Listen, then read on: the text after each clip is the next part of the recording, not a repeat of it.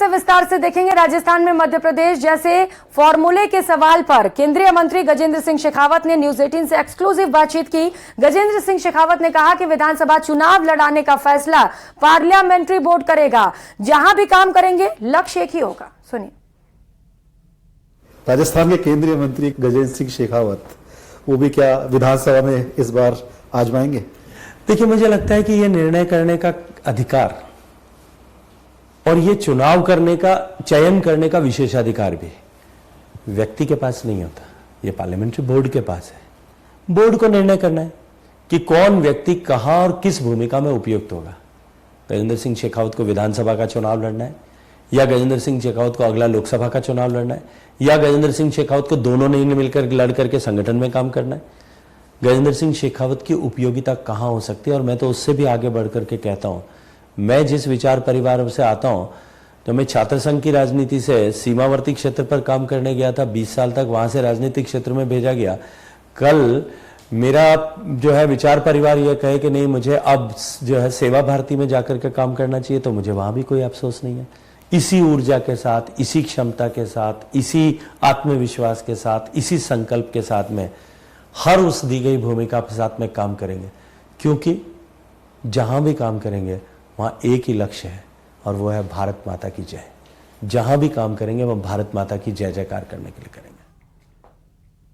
तो parliamentary board तय करेगा, चुनाव लड़ाने पर फैसला उसकी ओर से होगा। यह बयान गजेंद्र सिंह शेखावत की ओर से। गजेंद्र सिंह शेखावत का पूरा इंटरव्यू देखिए आज रात 8:26 पर।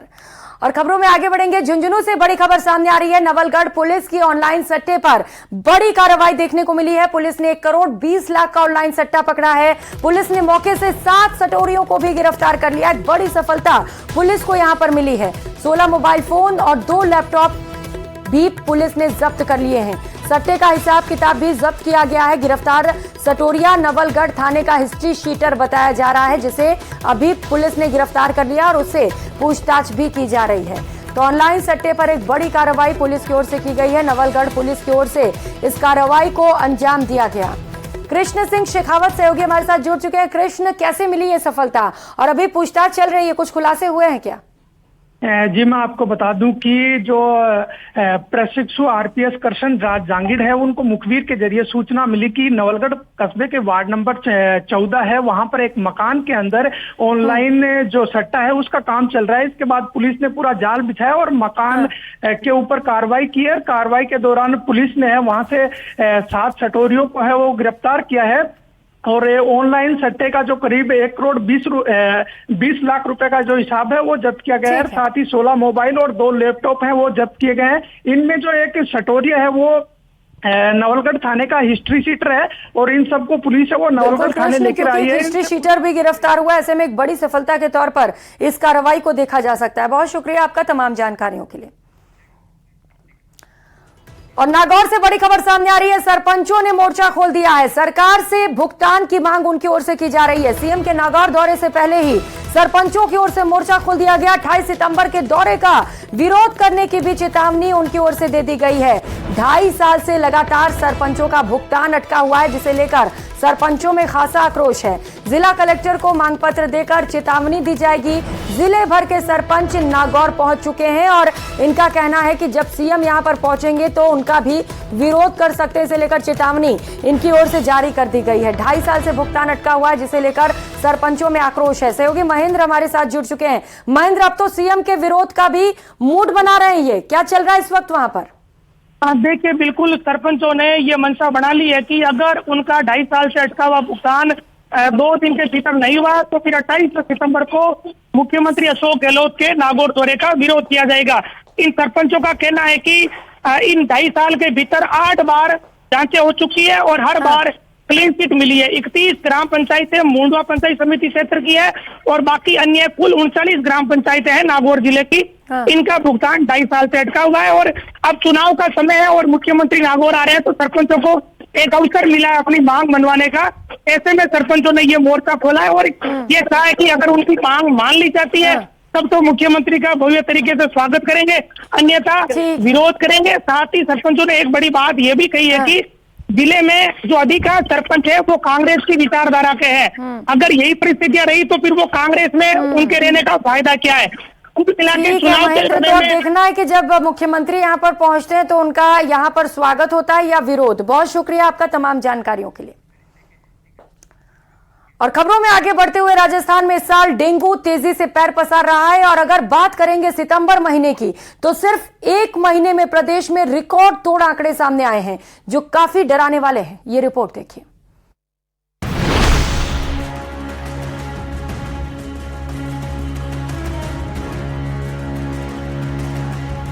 आंकड़े डरावने, हजारों हुए बीमार, रिकॉर्ड तोड़ केस, 6 की गई जान, डेंगू की मार, हर तरफ हाहाकार। राजस्थान में मॉनसून के कमजोर होने के साथ ही मौसमी बीमारियां डेंगू और मलेरिया तेजी से बढ़ने लगी हैं और इस साल डेंगू तेजी से पैर पसारता नजर आ रहा है। डेंगू से बीमारों की संख्या कम होने का नाम नहीं ले रही और हर रोज तकरीबन 100 लोग डेंगू की चपेट में आ रहे हैं। आलम यह है कि सूबे में इस बीमारी की चपेट में आने वालों की संख्या तकरीबन 3000 के पार पहुंच गई है और डेंगू के प्रकोप से जान माल के नुकसान में भी तेजी आ रही है।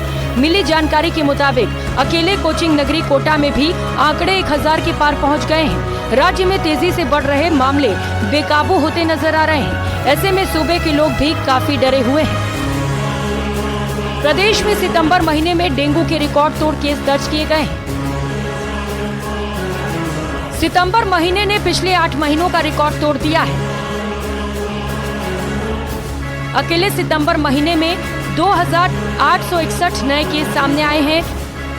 तो वहीं बात करेंगे सितंबर के पहले की तो प्रदेश में अगस्त तक डेंगू के 2847 पॉजिटिव केस दर्ज किए गए थे। तो वहीं डेंगू की चपेट से कुल 6 मरीजों की जान चली गई है। प्रदेश में डेंगू का प्रकोप सबसे ज्यादा कोचिंग नगरी यानी कि कोटा में देखने को मिला है।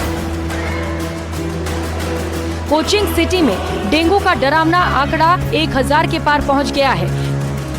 पिछले 24 घंटों के अंदर जिले में 13 नए मरीज सामने आ चुके हैं। जिले में डेंगू ने सबसे ज्यादा कोचिंग छात्रों को अपनी चपेट में लिया है। पॉजिटिव मरीजों में 370 से ज्यादा कोचिंग छात्र शामिल हैं। कोटा में चिकित्सा विभाग डेंगू की रोकथाम के लिए तमाम प्रयास तो कर रहा है, लेकिन धरातल पर कुछ नजर नहीं आ रहा। न ही डेंगू के आंकड़ों में कमी नजर आ रही है। हेल्थ एक्सपर्ट और चिकित्सकों की माने तो डेंगू बुखार से बचने का सबसे बेहतर उपाय है कि दिन के समय मच्छरों से खुद को बचाया जाए, क्योंकि डेंगू के मच्छर अधिकतर दिन में ही काटते हैं और हो सके तो ज्यादा से ज्यादा वैसे कपड़े पहने जो आपके पूरे बदन को ढक सके। और आमतौर पर डेंगू के मच्छर कूलर, खाली कंटेनर, फूलदान जैसे तमाम बर्तन में रखे ठहरे और साफ पानी में प्रजनन करते हैं। इसीलिए बेहतर होगा कि इस तरह के जगह पर पानी इकट्ठा न होने दें, जिससे डेंगू फैलाने वाले मच्छरों की संख्या में हो रही बढ़त को काफी हद तक रोका जा सके। Bureau report, news 18। और अगली खबर का रुख करेंगे सवाई माधोपुर में तेजाजी महाराज का कल से 2 दिवसीय मेला लगा हुआ है। सैकड़ों की तादाद में श्रद्धालु तेजाजी मेले में उमड़ रहे हैं तथा लोक देवता तेजाजी महाराज के चबूतरे पर पहुंचकर दर्शन कर रहे हैं और अपनी मनोकामनाएं मांग रहे हैं। इस दौरान धार्मिक आयोजनों की भी धूम मची हुई है। तेजाजी महाराज के भजनों पर मंत्र मुग्ध होकर महिला पुरुष भी उन्मुक्त भाव से नृत्य करते नजर आ रहे हैं। सामान्य चिकित्सालय के पास चल रहा तेजाजी मेले का समापन आज शाम को होगा।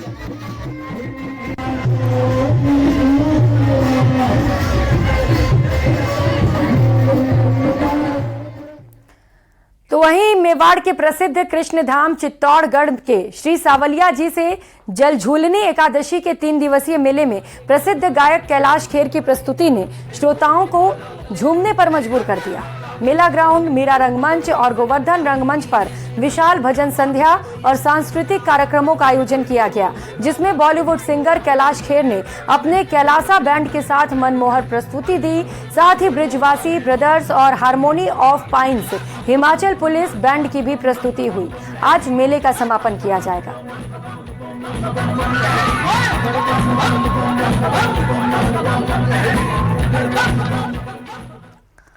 और डिडवाना में बाबा रामदेव की दशमी पर जिले के कई रामदेव मंदिर में विशाल मेले का आयोजन किया गया। इस दौरान मंदिरों में हजारों की संख्या में भक्तों की भीड़ उमड़ पड़ी। वहीं मेले में कई तरह की झांकियां भी सजाई गईं। भक्तों ने बाबा के दर्शन कर खूब खरीदारी भी की।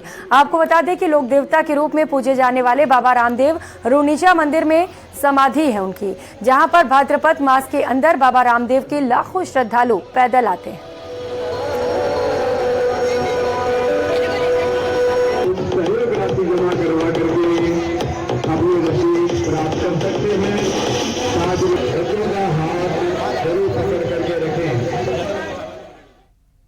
और खबरों में आगे बढ़ते हुए उपराष्ट्रपति जगदीप धनखड़ के बाड़मेर दौरे को लेकर प्रशासन लगातार तैयारियों में जुटा है। तैयारियों को अंतिम रूप दी जा रही है। उपराष्ट्रपति के दौरे की तैयारियों को लेकर मंगलवार को बाड़मेर जिला मुख्यालय पर जिला कलेक्टर की अध्यक्षता में सभी विभागों के अधिकारियों की बैठक का आयोजन किया गया, जिसमें दौरे को लेकर अधिकारियों को व्यवस्थाओं की अलग अलग जिम्मेदारियां दी गई। इस दौरान जिला कलेक्टर ने सभी अधिकारियों को उपराष्ट्रपति के दौरे के दौरान किसी भी प्रकार की लापरवाही नहीं बरतने के दिशा निर्देश दिए।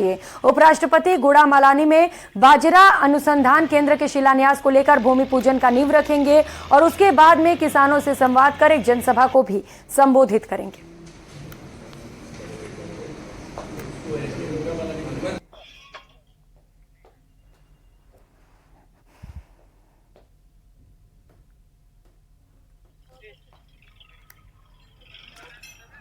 और कहते हैं इस बीच मिल रही बड़ी खबर का, कांग्रेस में टिकट को लेकर लगातार मंथन जारी है। कोऑर्डिनेटर किरण चौधरी करौली का दौरा करेंगी। सर्किट हाउस में टिकट के दावेदारों के साथ चर्चा की जा रही है, यहां पर पहुंच चुकी हैं और ये तस्वीरें भी आपको दिखा रहे हैं। किरण चौधरी जो दावेदार हैं उनसे चर्चा कर रही हैं। 1-to-1 संवाद यहां पर उनकी ओर से किया जा रहा है। विधानसभा क्षेत्रों से आए दावेदारों से 1-to-1 यानी कि एक-एक कर वो रूबरू हो रही हैं। उनकी आगे की रणनीति, चुनाव को लेकर क्या तैयारी है, उसे समझने की कोशिश उनकी ओर से की जा रही है। सर्किट हाउस में टिकट के दावेदारों का जमावड़ा लगा हुआ है, जैसा कि आप इस वक्त तस्वीरों में भी देख पा रहे हैं। करौली पहुंचने पर कांग्रेस के पदाधिकारी और कार्यकर्ताओं ने इस दौरान जमकर इनका स्वागत किया। तो करौली से ये बड़ी खबर आपको बता रहे हैं। सहयोगी धर्मेंद्र शर्मा हमारे साथ जुड़ चुके हैं। धर्मेंद्र, तस्वीरें दिखा रहे हैं हम दर्शकों को, बड़ी संख्या में वहां पर जो दावेदार हैं वो पहुंचे हुए, जैसा कि लगातार हम बता भी रहे हैं कि बड़े पैमाने पर यहां पर दावेदार हैं जो टिकट की उम्मीद कर रहे हैं।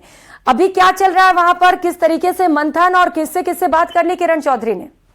देखिए, बताना चाहूंगा लगभग 1 घंटे पहले यहाँ किरण चौधरी करौली पहुंची है और यहाँ कार्यकर्ताओं द्वारा स्वागत किया गया। इसके बाद एक एक विधानसभा वार वो प्रत्येक जो उम्मीदवार हैं उनसे चर्चा कर रही हैं। सबसे पहले टोला भीम का नंबर आया है, क्योंकि टोला भीम से सबसे अधिक 40 से अधिक उम्मीदवारों ने टिकट की मांग की है। तो वो जो एक एक उम्मीदवार हैं, उन एक एक उम्मीदवार और उनके जो समर्थक हैं उनसे चर्चा कर रही हैं। और इसके बाद लगभग शाम 5 बजे तक ये दौर चलेगा और इसके बाद जो पदाधिकारी हैं और जो अन्य जो जनप्रतिनिधि हैं उनसे वो चर्चा करेंगी और जो टिकट के जो दावेदार हैं उनके सारे जो घटनाक्रम है और जो कार्रवाई है उसको लेकर मंथन जारी है। जी, कितने दावेदार अभी वहां पर पहुंचे हैं धर्मेंद्र, आंकड़ा कुछ समझ में आ रहा है आपको, कितने लोग होंगे? जी देखिए बताना चाहूंगा लगभग 4 विधानसभा सीटों में 90 उम्मीदवारों ने टिकट मांगे। जब बात करें तो सबसे अधिक टोला भीम से 40 हैं, उसके बाद करौली से 21, इंदौर से 17 और 12 उम्मीदवार सबसे कम सपोटा विधानसभा से जिन्होंने टिकट मांगे। अब इन जो उम्मीदवार हैं इनके साथ ही जो उनके समर्थक हैं वो वहां पहुंचे, तो बड़ी संख्या में समर्थक सर्किट हाउस में इकट्ठे हैं और यहाँ लगातार जो मंथन का दौर है। ठीक है धर्मेंद्र, तो बड़े पैमाने पर वहां पर दावेदार पहुंचे, अब देखना है कि क्या बातचीत चल रही है वहां पर। आप नजर बनाए रखिएगा। बहुत शुक्रिया आपका तमाम जानकारियों के लिए।